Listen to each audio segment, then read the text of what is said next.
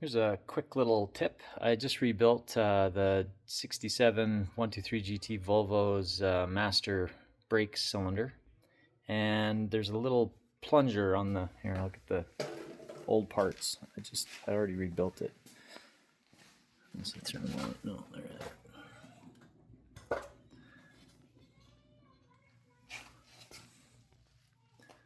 So on the main piece that the pedal pushes against, there's like spring and the seal cap, and then there's a little valve. Anyway, there's a metal shaft that looks like, here's the shop diagram. So this piece right here has a little rubber seal in this end that you can't really push easily into the cylinder here because it's flared out, as you push it in, it's flared out this way, and as you push it in, it gets caught on the edge of the brake sleeve cylinder, or the brake cylinder sleeve, and if you force it, then you're going to damage that seal. So after getting all this stuff in, I got it all cleaned and painted, and then I did the you put a little washer in. The washer looks like that silver one with a little line on it, but this is the old one. Took that out, cleaned it.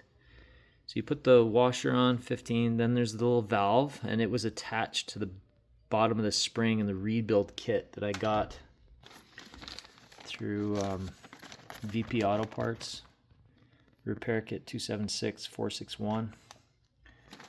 So the valve was attached to the end of the spring, then you put the spring in, then you put the little black rubber cup thing. This is again the old one. Put the black rubber cup on top of the spring. Then the plunger seal, it's called. Then you put a little brass washer. There's a brass washer there. The plunger seal is this black thing. Then you do the brass washer. Then the plunger is this thing here, and that's what I'm talking about. Now the plunger seal has the little gasket or seal at the end here, and if you don't collapse it in on itself, it gets caught and then it can't get into the cylinder. So what I found out today is that this thing here, custom fabricated tool. Basically, it's the end of the drinking end of a water bottle that I sanded the threads and stuff off of, and then it was a little bit too small for the plungers, so I just took a razor blade and cut a slit in it, and then sanded it thin enough that I could jam it down in there, and then I'd push the plunger through the hole there, and it kind of lubed it up a bit with some brake fluid. Pushed it down in there, and the plunger seal got in properly. Then you throw in your number 8, the stop washer, which goes on. And before you do all this, you want to make sure you get the little rubber doohickey thing on your push rod in place so it's ready to go. Then you put the push rod onto your plunger while you're holding that plunger seal where it needs to be, because if you let go of it, you're gonna have to do it again. So you hold it down, and what I was doing is I kind of had my thumb on the plunger seal, and then I had my 2 fingers on the bracket right here, and I just squeezed it nice and tight. And then you slide the stop washer, which kind of has a little slit in it. You slide it over there and you just drop it in. And then there's a circlip, and you slide that in, and then you grab your circlip pliers and you pinch it and lock it in, and then you're golden. Then all you got to do is slide the rubber gasket over and it seals up. So this is what I'm left with. A rebuilt brake cylinder. The master cylinder, late production. I did paint it. I sprayed it with high heat enamel, same thing that I did the brake calipers with. I don't know. I don't think it was painted or colored from the factory, but I don't know, it just looked nicer. Original cap still fits, so I'm gonna use that. I did have to clean up the threads a ton, but yeah, I'll have to be careful when I put brake fluid in there so it doesn't get anything on the paint, because if it does, it will eat the paint off. Now, something that was a little tricky here is you can kind of see those two holes in there. Let me see if I can focus.